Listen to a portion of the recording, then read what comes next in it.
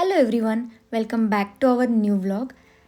आणि तुमच्यासाठी आज मी काही नवीन नव्हते घेऊन आले बिकॉज सीन असं होतं की मम्मी इकडे येणार होती गुहागरवरून.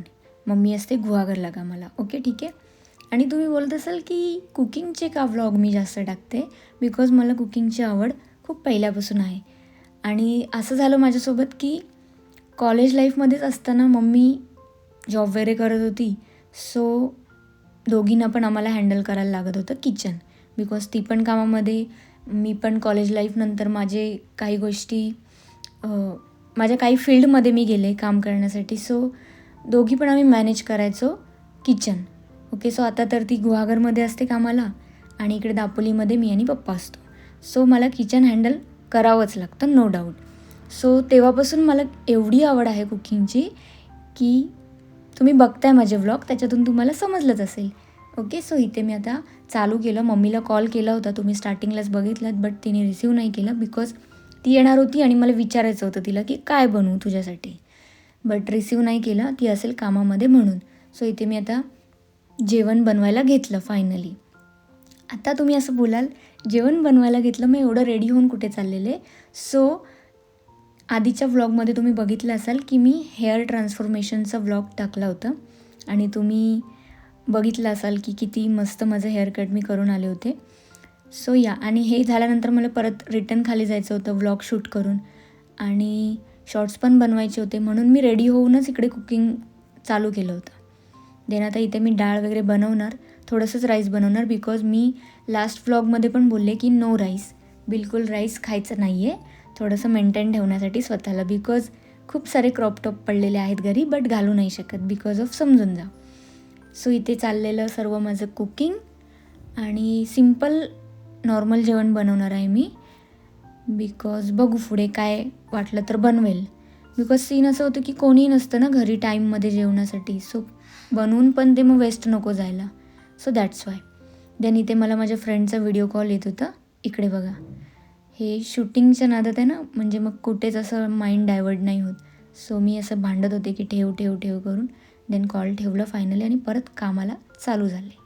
सो पुढे तुम्ही एन्जॉय करा, बघा मी कसं किचन हँडल करते. ओके, सो चलो.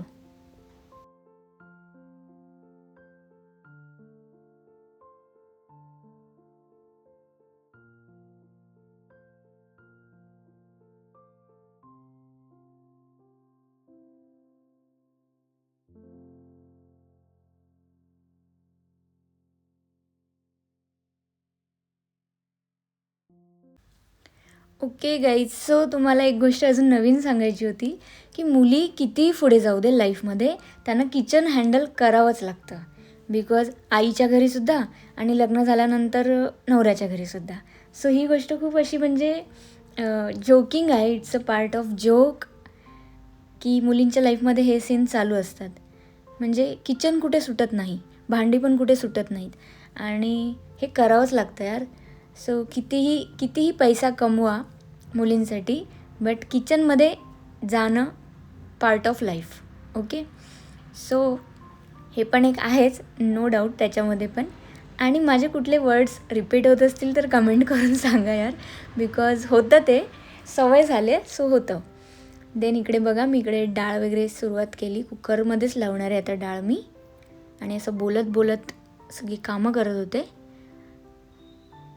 इकडे मला सोनूचा कॉल आलेला, बिकॉज सोनू पण आज नव्हती इकडे घरी. माझ्या मामाची मुलगी जी इकडेच असते दापोलीमध्ये, तिचं कॉलेज दापोलीमध्ये, सो ती इकडेच राहते.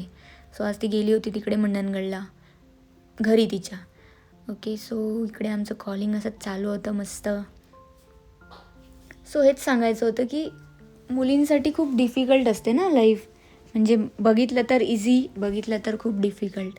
लाईक सगळ्या गोष्टी करणं आहेच, लग्नाच्या आधी पण लग्नानंतर पण. सो असं त्यातल्या त्यात नशीब चांगलं तर सगळं नीट मिळतं, है ना. सो एन्जॉय करा तुम्ही हा व्लॉग आणि मला कमेंट करून नक्की सांगा यार. आणि कसं होतं, नवीन आहे मी पण ह्या फील्डमध्ये, एकदम प्रो नाही आहे व्लॉगिंग करण्यामध्ये, बट मी हळूहळू प्रोग्रेस करणार तुमच्यासाठी नक्की, शुअर. सो तुम्ही मला कमेंट कराल ना, तर मला पण खूप चांगलं वाटेल की ॲटलिस्ट आपण ग्रो करतो आहे. ओके. आणि कमेंट नाही करणार तरी पण मी ग्रो करणार, हे तर फिक्स आहे. सो चलो, दिल पे मत लो, आगे बढ़ो. सो एन्जॉय करा.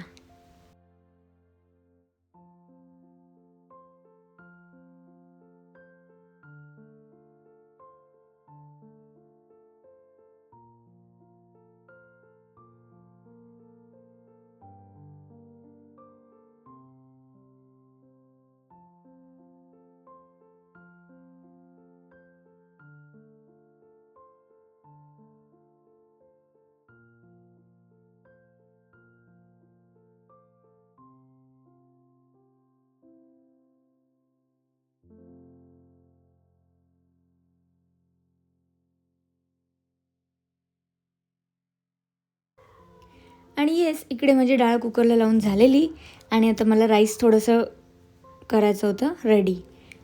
आणि तुम्हाला तर माहिती आहे लास्ट व्लॉगमध्ये मी तुम्हाला सांगितले आता नो राईस, बिलकुल नो राईस, बिकॉज मेंटेन ठेवायचं आहे आणि सगळे ड्रेस घालता यावेत म्हणून थोडंसंच यार, असं नाही की कम्प्लिटली मी खाणार नाही, बट वीकली एक टाईम खाईल बस, एवढं तर फिक्स आहे. सो राईस खाणं बनतं यार, बिकॉज किती पण ठरवून असं केलं ना की नाही खायचं तर ते अजून खाण्याची इच्छा होते. म्हणून मी आता असं फिक्स मनाशी ठरवलं नाही आहे, बट कुठेतरी असं आहे की थोडंसं कमी करायचं आहे. मग आता ठरवलं आहे की वीकली 1 टाईम खायचा बस. तिकडे राईस पण थोडंसंच घातलं बिकॉज वेस्ट नको जायला, बिकॉज आज हे दोघेजणच खाणार, मम्मी आणि पप्पा.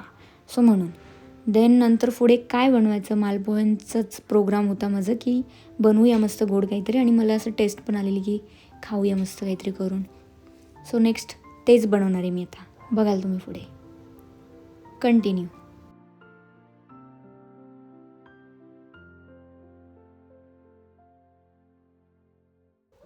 आणि यार तुम्हाला माहिती आहे का किती सारे कॉल येत होते बिकॉज ऑफ हेअर कट केलेत म्हणून, बिकॉज खूप लांब केस होते आणि म्हणून मला सारखे व्हिडिओ कॉल येत होते सर्वांच्या फॅमिलीमधून, जेव्हा ते व्हिडिओ टाकले ना हेअर कटचं तेव्हापासून.